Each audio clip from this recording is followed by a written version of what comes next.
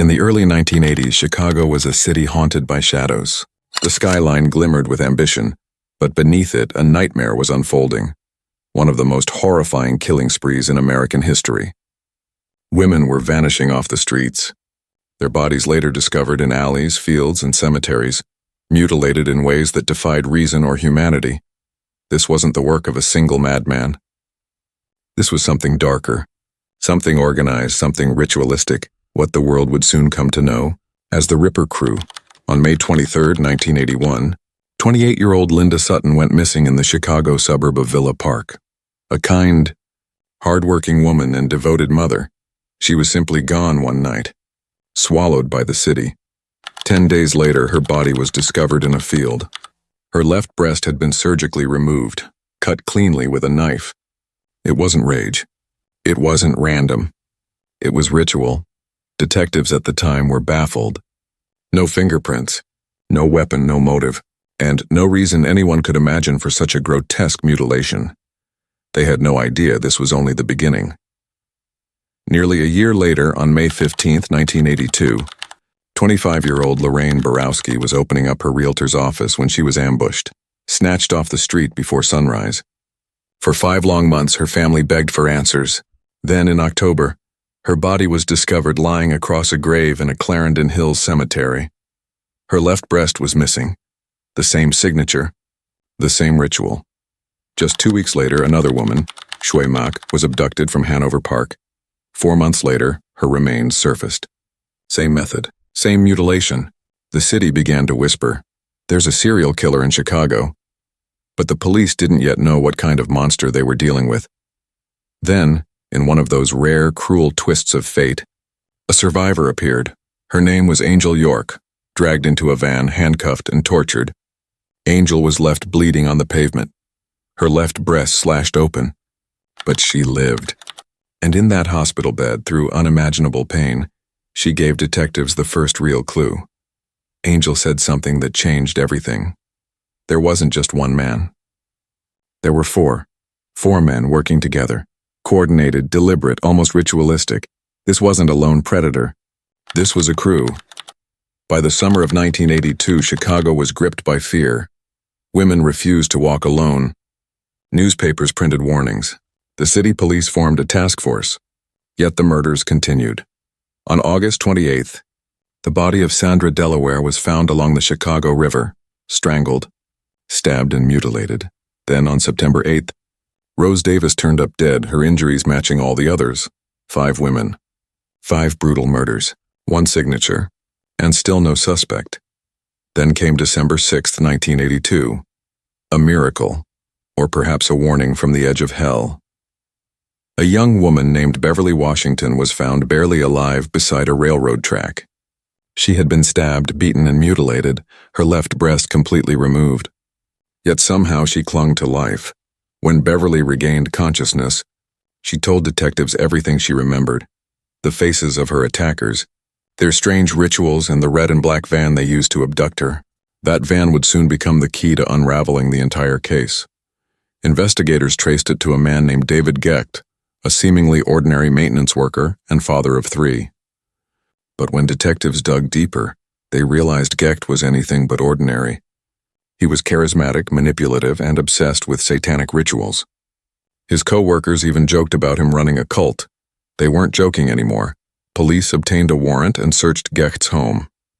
They didn't find the box they were told about, a box rumored to contain the severed breasts of his victims, but they found something else. A secret attic room, a shrine, candles, ritualistic items, and disturbing occult symbols lined the walls. To the men who followed him, Gecht was not just a leader, he was a prophet of pain. Through interrogations, police learned that Gecht referred to his motel rooms as satanic chapels. He preached that each killing was a sacrifice. After mutilating his victims, he would eat pieces of flesh, claiming it gave him power. And disturbingly, his followers obeyed him without question.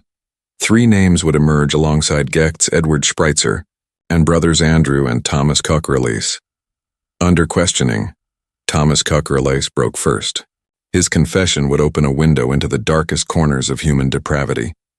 He told police how the 4 men cruised the streets in their van, hunting women. How they'd lure victims inside, bind them, and take them to Gecht's so-called chapel. He described how loud music was played to mask the screams, how the killings were deliberate, ritualized, and how Gecht demanded everyone participate in the mutilations. Thomas claimed he saw a box, sealed and hidden, containing no fewer than 15 severed breasts, 15 trophies, 15 victims. The evidence was overwhelming but frustratingly incomplete. Without the box, prosecutors couldn't tie Gecht directly to the murders. Instead, they charged him with the brutal assault and attempted murder of Beverly Washington, the survivor who had named him. In 1983, David Gecht was sentenced to 120 years in prison. Before handing down the sentence, Judge Francis J. Mann told him, "Not even an animal would do these things. Only a devil or a monster would." As for his followers, each faced their own reckoning.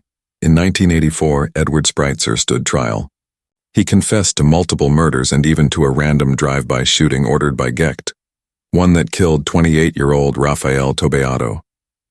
Spreitzer's lawyers argued he was just a pawn, manipulated by Gecht's control.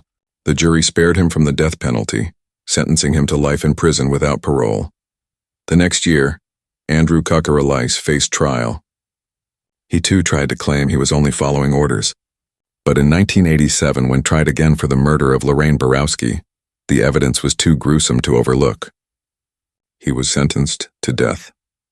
On the day of his execution, Andrew declined a final meal. His last words were directed at the victim's family. "To the Borowski family, I am truly sorry for your loss. I mean this sincerely." Then, as the lethal injection took hold, he whispered, "Repent ye, for the kingdom of heaven is at hand." The final member, Thomas Kucker-Elias, was spared the death penalty due to his cooperation and low IQ of 75. He was sentenced to 70 years in prison. For decades, that's where many believed the story ended, until 2019 when Thomas was released. After serving 36 years, he walked free from prison claiming he was a changed man. "Everybody thinks I'm a monster," he told local reporters. "But I'm not a monster." The public disagreed. Communities protested his release. Some feared he'd return to old habits. Others questioned how someone who helped commit such atrocities could ever walk free. But the law was clear. Thomas Kucker-Elias had served his time. And today he lives quietly in Aurora, Illinois, walking freely among the same kind of people he once hunted. Even decades later, one haunting mystery remains unsolved. Where is the box? Multiple witnesses swore it existed. A sealed container filled with the preserved remains of victims whose bodies were never found. Police searched everywhere: basements, fields, rivers, storage lockers. Nothing. If that box ever existed, it disappeared along with the women whose names we'll never know. And perhaps that's the most terrifying part of all, that the full scale of the Ripper Crew's crimes might never be known. 15, 20, maybe more. Women who vanished without a trace, erased by a cult that believed murder could bring them closer to power. The Ripper Crew changed Chicago forever. It shattered the illusion that serial killers were always lone wolves. These were men who killed together, not for profit, not for revenge, but for ritual, for pleasure, and for belief. Their story forces us to look at an uncomfortable truth. Evil doesn't always wear a mask or lurk in dark alleys. Sometimes, it looks like the guy next door, a father, a coworker, a friend.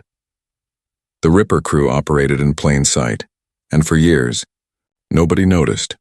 David Gecht remains in prison, still proclaiming innocence, still refusing to confess to murder.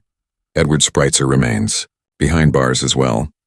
Andrew Kucker-Elias was executed in 1999, and Thomas, the last living member of the Ripper Crew, walks free.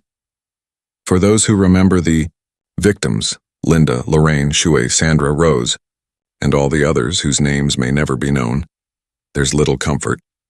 Justice in this case feels like a half measure, a shadow of what was deserved, and so Chicago still remembers, not with headlines, not with television specials, but in the silent fear that monsters like these don't stay buried forever.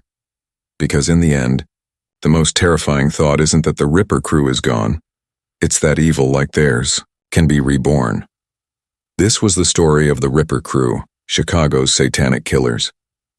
If you found this case as disturbing as we did, consider supporting more investigations like this by subscribing. And remember, some horrors aren't buried in the past. They're waiting to be found.